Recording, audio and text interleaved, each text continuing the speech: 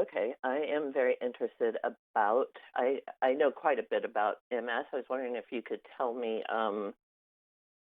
about some of the treatment options and how the new treatment option recently approved, how it's different than the others. Sure. So thanks for having me today. I'm Dr. Jacqueline Nicholas, and I'm an MS specialist in Columbus, Ohio, and I take care of people with MS. And I'm actually here today to talk about MS, and I'm working with Bristol Meyer Squib as a paid consultant. So, as you know, there are many different treatment options that are available for multiple sclerosis. And we're very fortunate because prior to the 1990s, we didn't have any treatments to fight this disease. And so people would accumulate a number of neurologic problems and have significant worsening of both physical functioning and cognitive functioning over time. And so the treatments that have come out over time have really been quite amazing. There are different modes of administration. So there are shots and pills and IV infusions. And the nice thing is that we can really tailor our medications to what may work best for an individual's disease course because everybody's different, and also something that fits into their lifestyle and something that they can tolerate.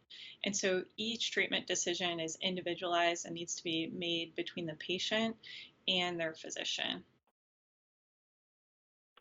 That is such an important point you bring up, Jacqueline, and thank you. Thank you. I should tell everyone that this is Caroline Craven, a girl with MS, and I really appreciate my time with you today. It's been very exciting to see all the new development. And like you said, and that's I'd love to hit on that importance of what works for each person, and working with the doctors, with your doctors. Do you have any key tips for patients to communicate with their doctor if they may feel that they want to try a new medicine, or they're concerned about the way theirs is working? Right. So I think that's really important because if somebody isn't tolerating their medication or they don't feel comfortable taking it, it's probably not going to go very well for them. And I think that doctors really want to know what you're interested in. And I always start with, what are your goals in fighting this disease and in determining what their goals are, and then also understanding their lifestyle and understanding, what types of treatments seem like they would be options that that individual themselves could take and could adhere to in their daily life. And so I always tell people if you feel like the treatment that you're on is causing you side effects or it's not working, please don't be shy to bring it up because we have so many different options and we really just want to find the medication that works well for you. And when we do that, then we can help to improve quality of life and help somebody to achieve all of their goals because we know we can't cure this disease, but we certainly have a number of options that we can really fight back to try to keep somebody functioning well throughout their lifespan. It's so important. Someone with for someone who's been living with MS for almost 20 years now, and um, just hit on so many key points there, that quality of life, and what are your goals in fighting your disease and managing it. Thank you. I really appreciate you bringing that up.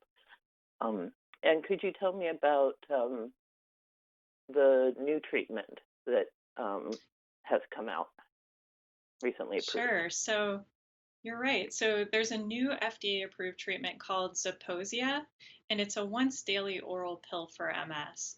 And this is a bit different than some of our other pills that have become available for MS. This medication doesn't require any genetic blood work testing prior to starting. It doesn't require any cardiac monitoring or monitoring in a doctor's office. So when somebody starts the medicine, they actually take a dose of the pill at home where they just increase the dose gradually over the course of 7 days. And this medicine was shown to have significant benefits in reducing new relapses. We actually saw in the clinical trial, compared to one of our leading injectables, that about 76 to 78% of patients who took Zeposia were free of relapses as compared to the injectable therapy. we saw significant reductions in new lesions on MRI, which we all know are very important for preventing worsening of function over time.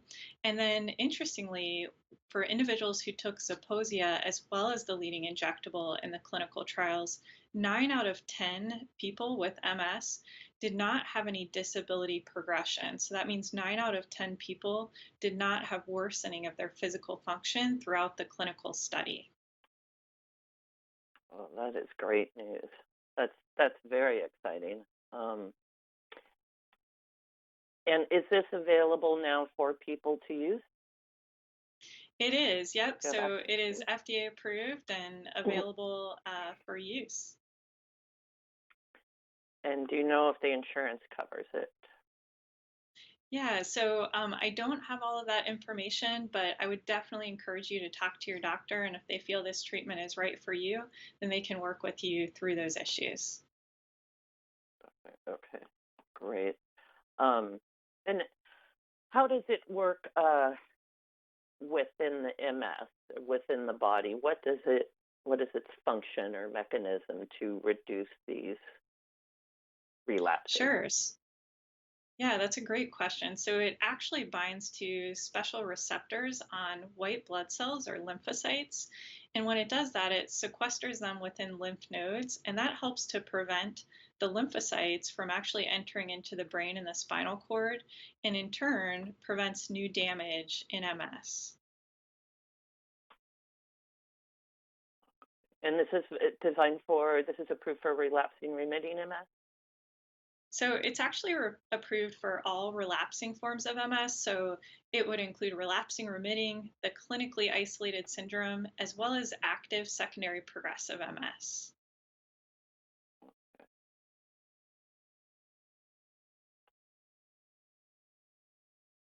And it's one pill a day for the rest Yep. of your So as long as life. somebody's on it, they would take one pill every day. Okay. Is there a cost that's been associated with this? I know that's a big issue for many people if they don't have insurance, or has there been a price released for this drug? So I don't have that information, but again, I think that's always an important consideration and something that each individual can discuss with their doctor and with their insurance plan. Sure. And then what about side effects or any risks that came out during the clinical trial or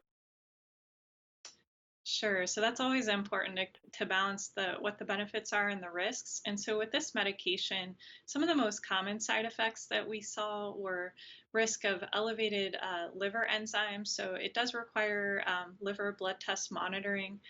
We've also seen an increased risk of upper respiratory tract infections. Some individuals had elevations of their blood pressure. We saw some people report back pain or increased frequency of urination or pain with urination. And then there are some rare risks associated with this medication, one of which is something called macular edema, which is a swelling in the back of the eye.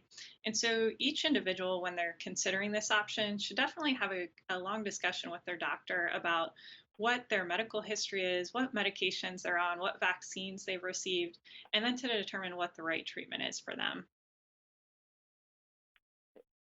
sounds great? Just sounds like you said that's a wonderful another alternative out there for people looking, especially in all approved forms, all relapsing forms, which can help those active secondary progressive MS people. That's exciting. Yeah, it's And for very everybody. exciting.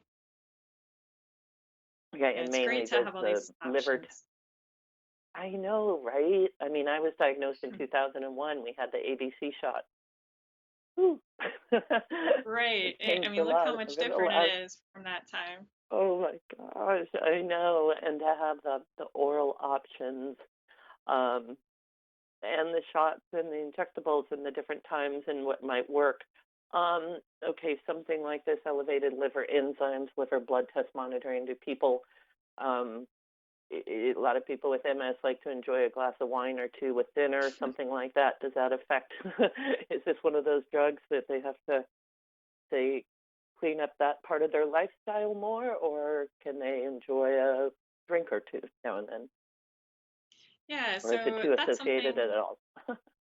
Well, so I always tell anybody on any medication that if you're drinking alcohol, you definitely want to let your doctor know and do it in moderation and have a discussion that that is something that you do so that as they're monitoring your liver enzymes, if they're elevated, you guys can determine maybe you need to stop drinking or decrease how much alcohol you're taking in. But it is important just to make sure your doctor knows about all of your health behaviors and whether or not you drink alcohol. Right.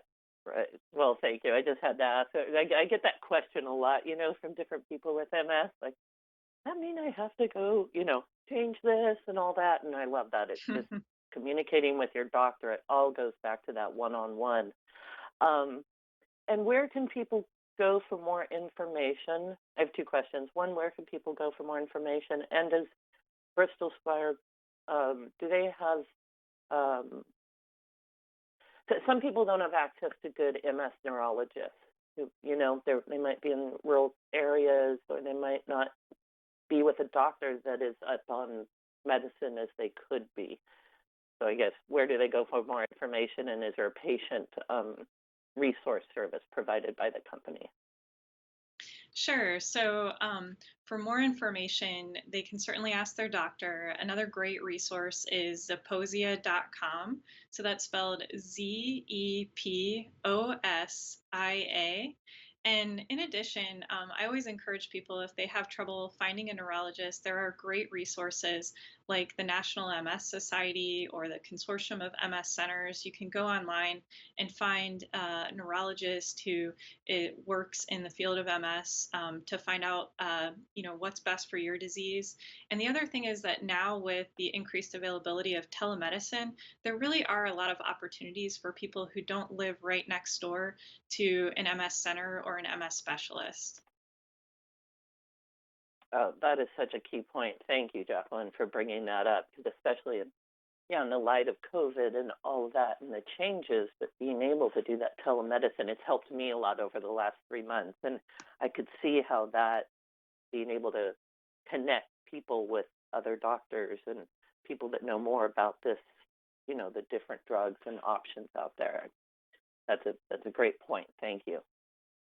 Um, Absolutely. I really appreciate your time. This is wonderful and very exciting. Do you have any other comments that might come to mind that you want to share about this exciting news?